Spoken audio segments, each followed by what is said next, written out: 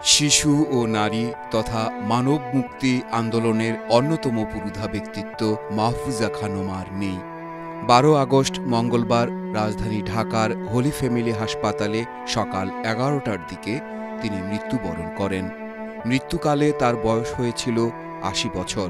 তার মৃত্যুতে দেশজুড়ে শোকের ছায়া নেমে এসেছে।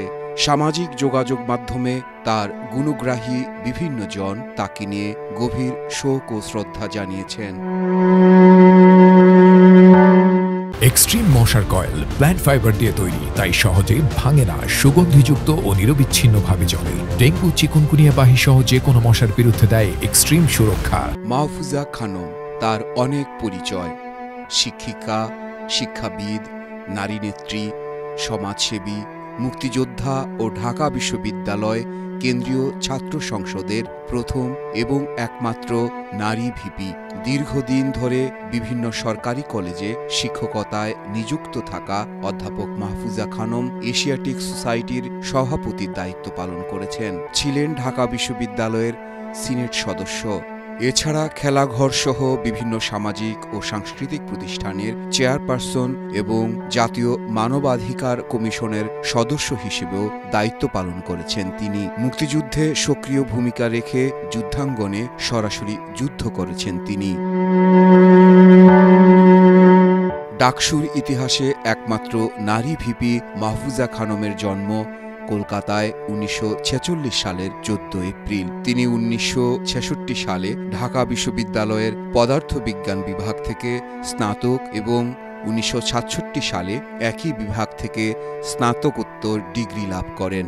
তিনি পূর্ব পাকিস্তান ছাত্র ইউনিয়ন থেকে মনোনয়ন পেয়ে 1966-67 মেয়াদে ডাকসুর ভিপি নির্বাচিত হন। 1968 সালে লন্ডন সাসেক্স বিশ্ববিদ্যালয়ে স্কলারশিপ পেলেও তৎকালীন মোনায়েম সরকার তাকে পাসপোর্ট দেয়নি। সমাজের সুবিধাবঞ্চিত মানুষদের লেখাপড়ার সুযোগ নিশ্চিত করার লক্ষ্যে কাজ করেছেন তিনি।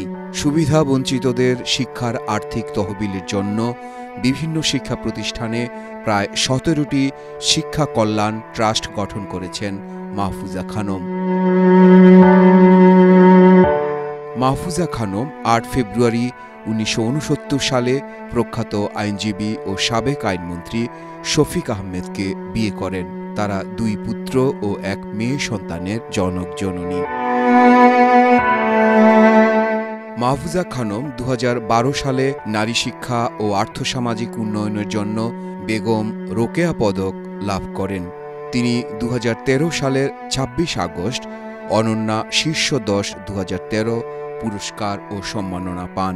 এছাড়াও বাংলাদেশের স্যাটেলাইট টিভি চ্যানেল আর টিভি থেকে জয়া আলোকিত নারী 2007 পুরস্কার লাভ করেন।